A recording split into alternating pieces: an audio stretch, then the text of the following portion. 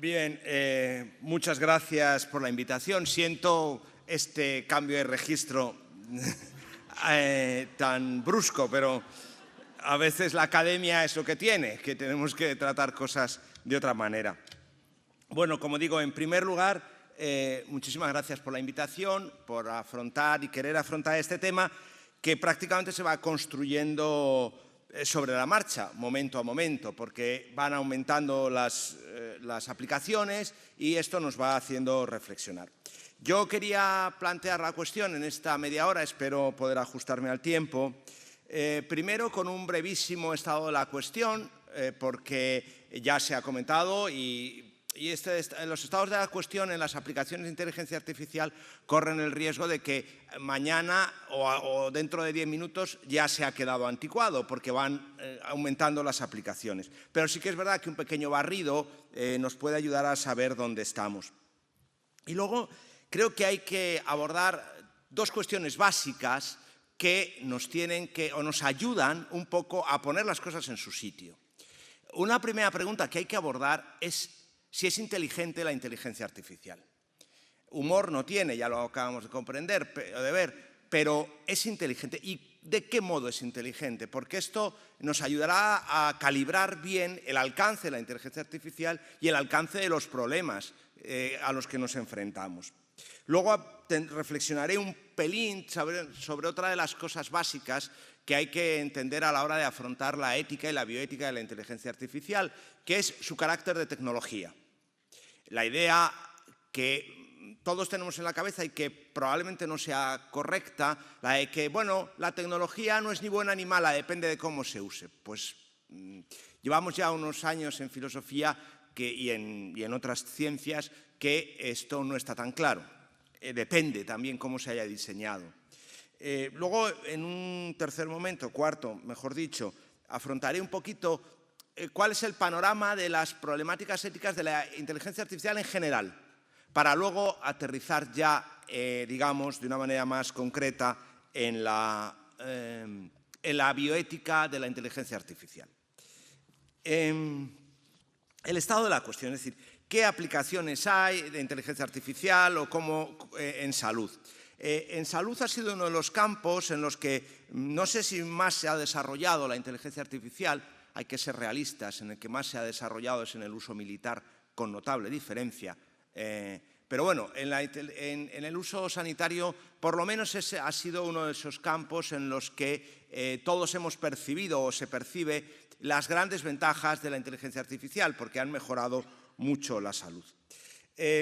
La inteligencia artificial en salud es una revolución en marcha porque nos transforma la salud en una medicina mucho más personalizada, mucho más predictiva, mucho más precisa.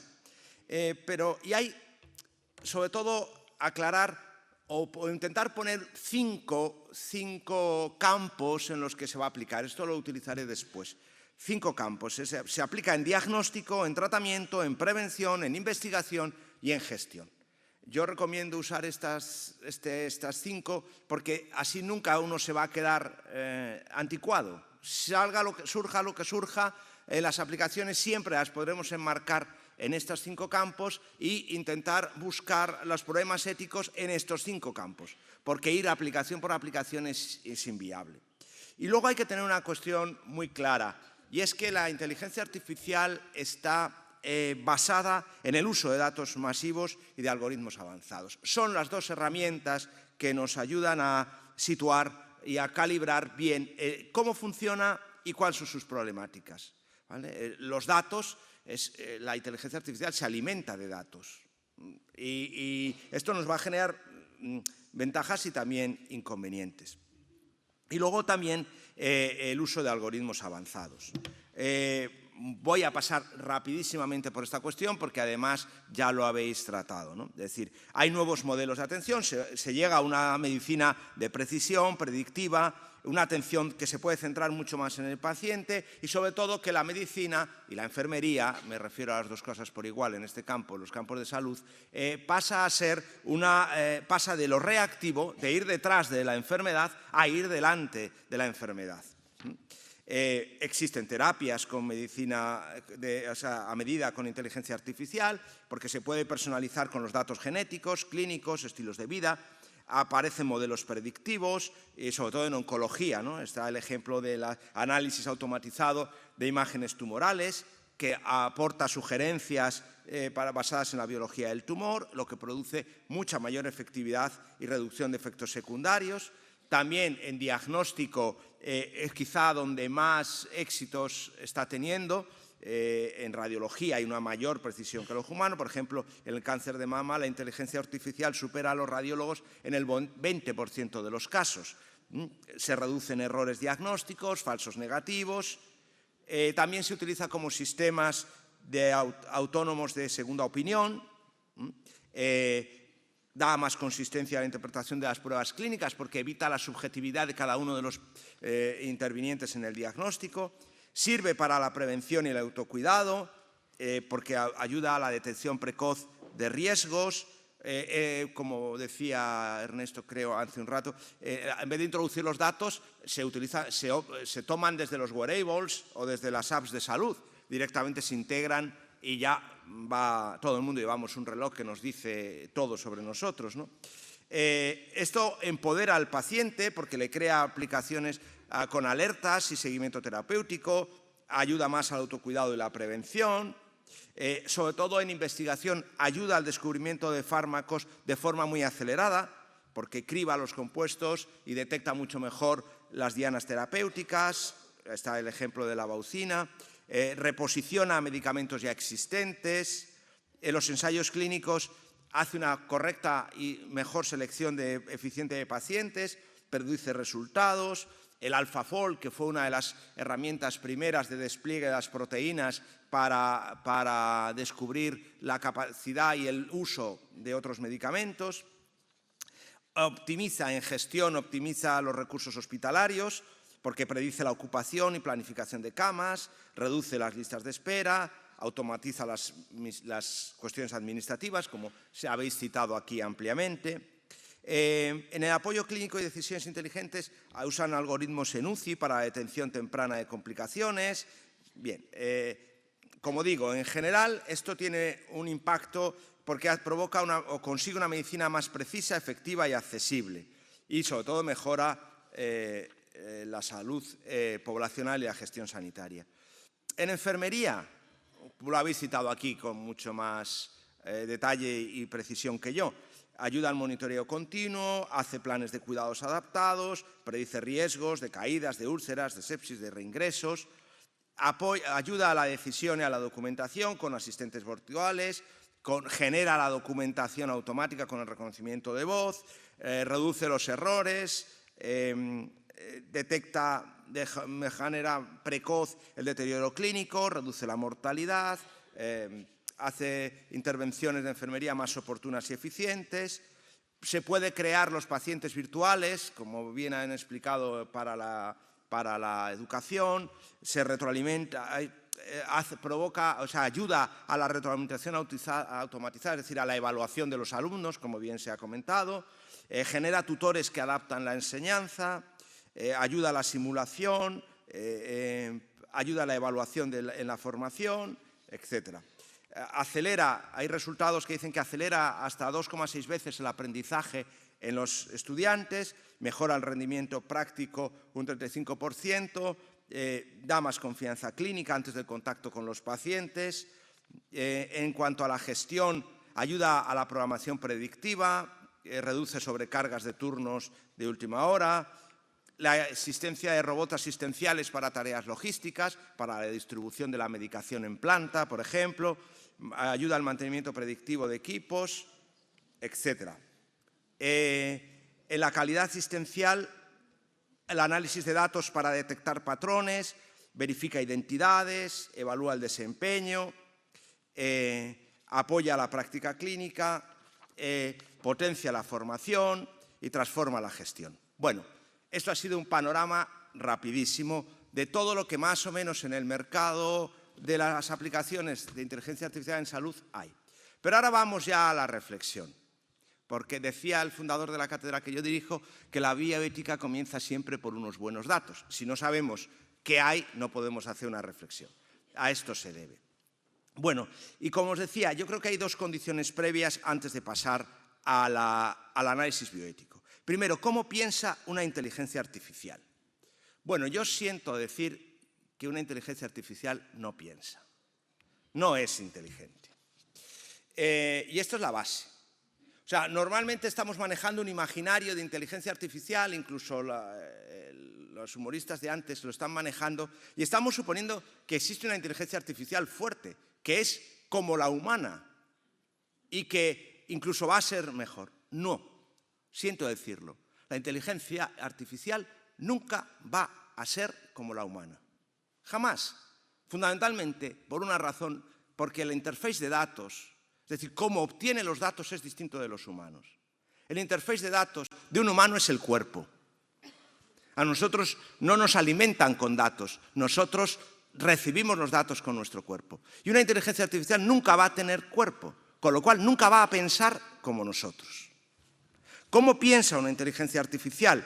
Pues los dos grandes modelos son los simbólicos y los subsimbólicos. El simbólico fue el primero que se empezó a utilizar y que no funcionó hasta que la subsimbólica, por presencia de muchos datos, ha sido capaz de funcionar. ¿Cómo funcionaba o cómo se pensaba que podía funcionar la imagen simbólica? Bueno, se pensaba que, yo creo que todos habéis estudiado la filosofía que se estudiaba en el bachillerato, si P entonces Q, si Q entonces R, ¿no? Aquellas normas de lógica que todos decíamos, ¿para qué sirve esto? Bueno, pues es así como piensa la mente humana. Entonces dijeron, pues integramos esto en una inteligencia artificial y que razone como un humano. Y no funcionó. No funcionó porque no toda la realidad es reductible a proposiciones lógicas. No todo lo real se puede, digamos, reducir a P y a Q. Se le puede quitar los aspectos no formales. Por tanto, esa inteligencia artificial se desechó. Y comenzó a utilizarse la subsimbólica, que consiste en partir la realidad en pequeñas unidades.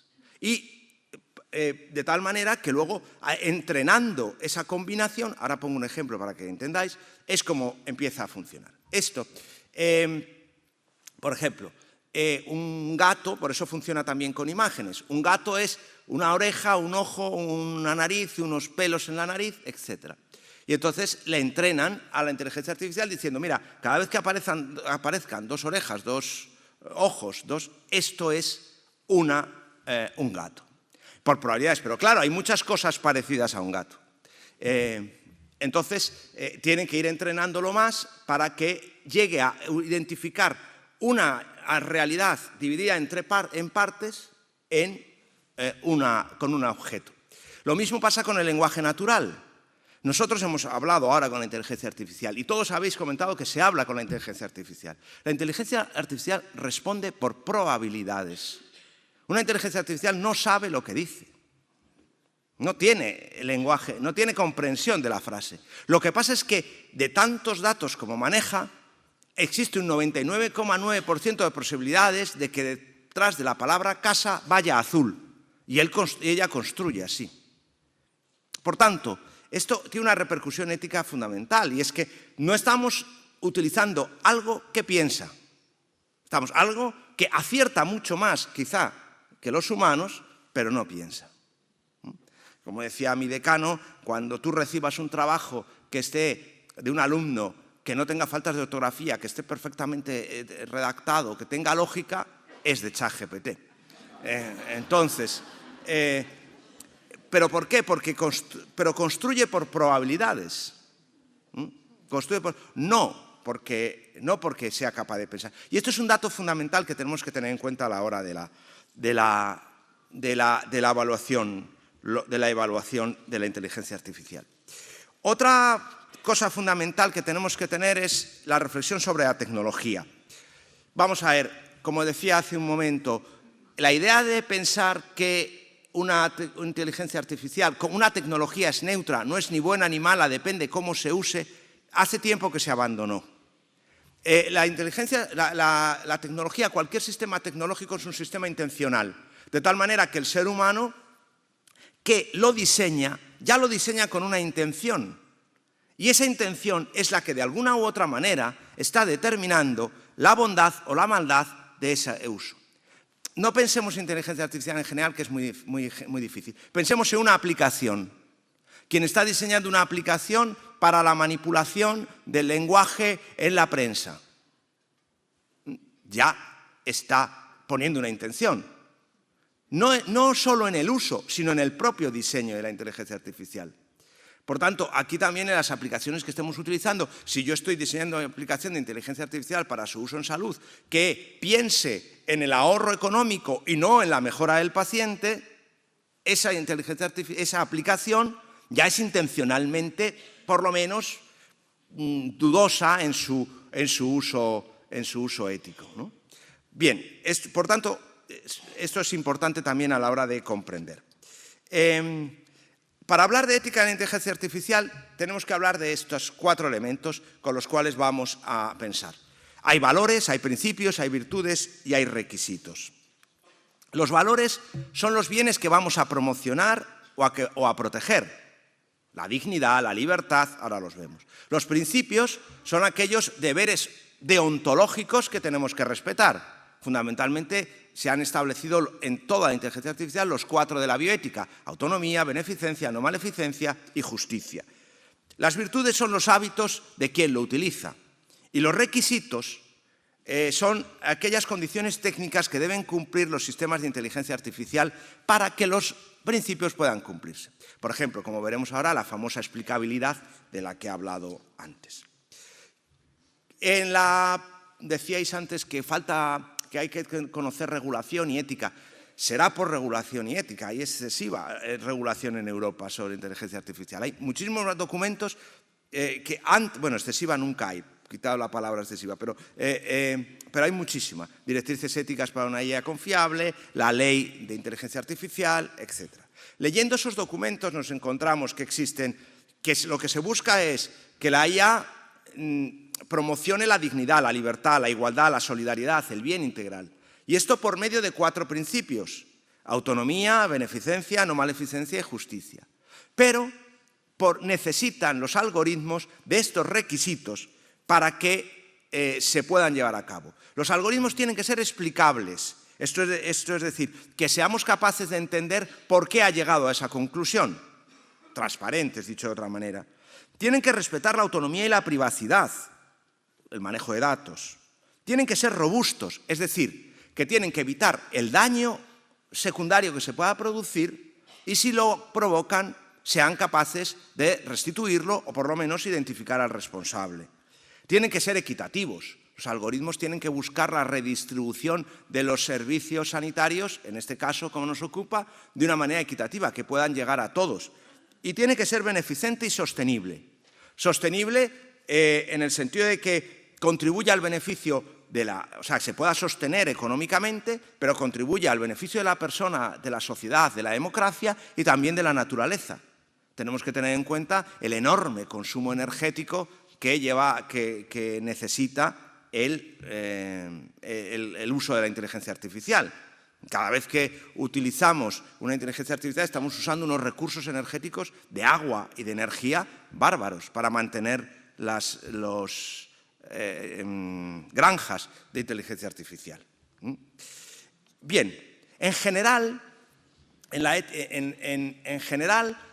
¿qué problemáticas éticas? No me refiero al mundo de la salud ni de la enfermería. En general, ¿qué problemáticas éticas hay con la inteligencia artificial? Pues nos encontramos la algorética, es decir, tenemos que preocuparnos para que los algoritmos sean, como acabamos de decir, explicables, respeten la autonomía, robustos, equitativos y beneficentes. Luego, en cuanto a que los usos de la inteligencia artificial, hay que distinguir una cosa. La inteligencia artificial la podemos utilizar como un sistema de recomendación y de acción supervisada. Es decir, yo le puedo preguntar a la inteligencia artificial, como bien habéis dicho, qué es más conveniente para este paciente, cuál es la segunda opinión, este tumor qué es, y me recomienda, me aconseja, me recomienda o incluso me da un diagnóstico. Pero también existen modelos de inteligencia artificial que deciden autónomamente. Como veremos más adelante, precisamente la legislación europea los ha prohibido para salud. Pero, por ejemplo, donde son un verdadero problema, estos sistemas autónomos, bueno, corrijo un momento, por ejemplo, el coche autónomo. El coche autónomo es un sistema autónomo de inteligencia artificial, ¿de acuerdo?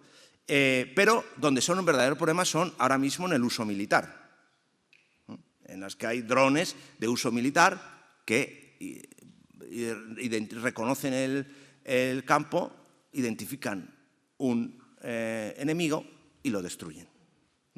Eso está ahora mismo, ¿no? Luego, otro elemento es la ética del usuario de la inteligencia artificial. Es decir, nosotros, los usuarios, también tendremos que responder éticamente del uso que hacemos. Y por último, una polémica que existe en la bibliografía, que me gusta citar simplemente, es el trato que se le debe a la inteligencia artificial. Quiero decir, hay autores que dicen, hombre, si es inteligente, lo tendremos que tratar con respeto. Parece una broma, pero un chiste mejor que los anteriores, pero es así, existe. Igual que hemos extendido el trato respetuoso a los animales o a la naturaleza, hay autores que dicen, oiga, hombre, si es inteligente, habrá que tratarlo con respeto. Por eso me he detenido antes en si es inteligente o no es inteligente la inteligencia artificial. Bueno, ya llegamos a donde queríamos. ¿Cuál es, en realidad, la problemática bioética de la inteligencia artificial? He tenido que hacer este recorrido para que este tiempo sea eficiente, ¿de acuerdo? Bueno, yo os presento esta matriz, que luego tendríamos que rellenar con crucecitas, pero aquí nos vamos a encontrar las problemáticas de la inteligencia artificial. Tenéis los 5 campos en los que se utiliza en salud, en diagnóstico, tratamientos, prevención y autocuidado, investigación y gestión. Y los 8 nudos problemáticos que tiene la inteligencia artificial cada vez que la utilizamos en cualquier campo. El manejo de datos, la existencia de sesgos, el respeto a la autonomía, el uso de decisión autónoma por parte de la inteligencia artificial, es decir, la decisión autónoma, el papel de la inteligencia artificial en las relaciones humanas, este es el punto más específico que os va a afectar a enfermería, la justicia, es decir, tiene que ser justo, la ética del usuario y la sostenibilidad. Pues muy brevemente voy a explicar un poco cuáles son esas problemáticas de cada uno de estos puntos. Bien, el problema ético más grande por volumen es el problema de los datos. La IA se alimenta de datos, de Big Data, pero es que en salud los datos son especialmente protegidos, los datos de salud, ¿vale? Entonces hay que tener especial cuidado con el diseño de los algoritmos y el desarrollo de algoritmos en el manejo de los datos. Hay legislación suficiente, existe el Reglamento Europeo de Datos, el Espacio Europeo de Datos de Salud, que entró en vigor el 26 de marzo de este mismo año, es decir, hace unos días, y el famoso problema del uso secundario. ¿Qué quiere decir esto? Es decir, nosotros podemos aportar datos de salud y damos el consentimiento del uso de mis datos en salud, ¿de acuerdo? Pero para el tratamiento, estos datos pueden ser utilizados o contribuyen a la investigación si son utilizados en la investigación. Pero es que nosotros normalmente no damos el dato para el uso de investigación, damos el consentimiento para el tratamiento. Por tanto, ¿cómo proceder a esa utilización de datos que de facto se está haciendo con el uso de historias clínicas? ¿Cómo proceder a ese dato? Bueno, pues parece que hay que ir más allá de la anonimización y pasar a la pseudonimización para intentar permitir que esos datos que se usan para el diagnóstico y tratamiento puedan ser utilizados para la investigación. De ahí el Espacio Europeo de Datos del uso de datos de salud, etc. Bueno, todo esto tiene que ver con el respeto a la autonomía y la privacidad. Exige que la solidez técnica, es decir, exige de los algoritmos que no puedan ser hackeados, que no puedan ser utilizados de otra manera para que mis datos sigan siendo míos. Bien. El sesgo. El sesgo es el prejuicio o errores sistémicos que que genera los resultados de inteligencia artificial. Tienen como doble implicación en salud, porque existen sesgos que lo que nos conducen es a un error Y entonces habrá que intentar que el diseño del algoritmo evite los errores, para ello tiene que ser explicable, ¿de acuerdo? Pero también puede haber el problema de los sesgos que producen injusticia y desigualdad, ya sea por la procedencia de los datos, ya sea por el uso que se haga de ellos, ¿no? El caso típico es, por ejemplo, el de en sociedades multirraciales, el uso de datos la alimentación de las aplicaciones de inteligencia artificial. ¿Qué ocurre, por ejemplo?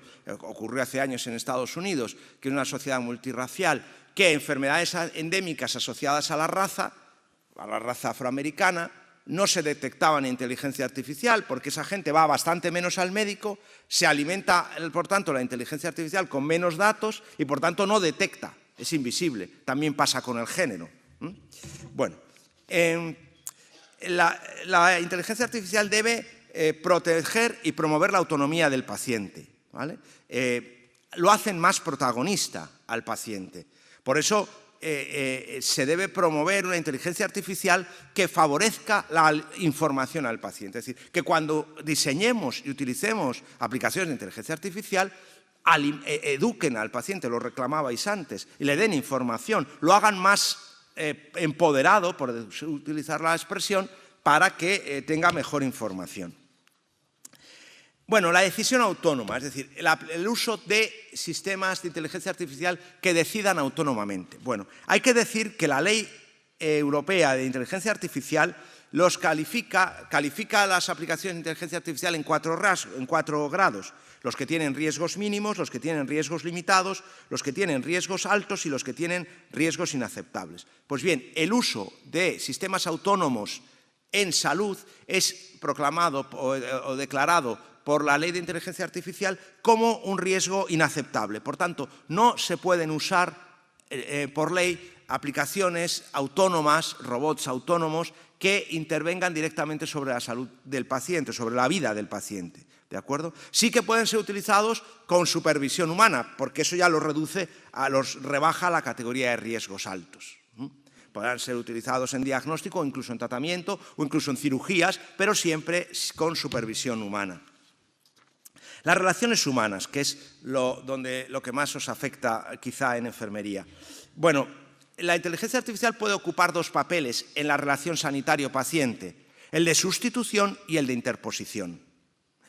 Si es de interposición, es decir, si a mí me ayuda una inteligencia artificial en mi relación sanitario-paciente, no habría problema. Me ayuda, por ejemplo, hay que evitar que sea maleficente, que interrumpa esa relación o que la desnaturalice, pero se puede utilizar, por ejemplo, para las historias clínicas. Pero, por ejemplo, hay otro caso que yo encontré en la bibliografía, que es que a veces utilizar un chatbot para los diagnósticos en enfermedades vergonzantes es más de transmisión sexual, por ejemplo, es más beneficente, porque tú a la inteligencia artificial le hablas con más naturalidad que a un médico o a un enfermero.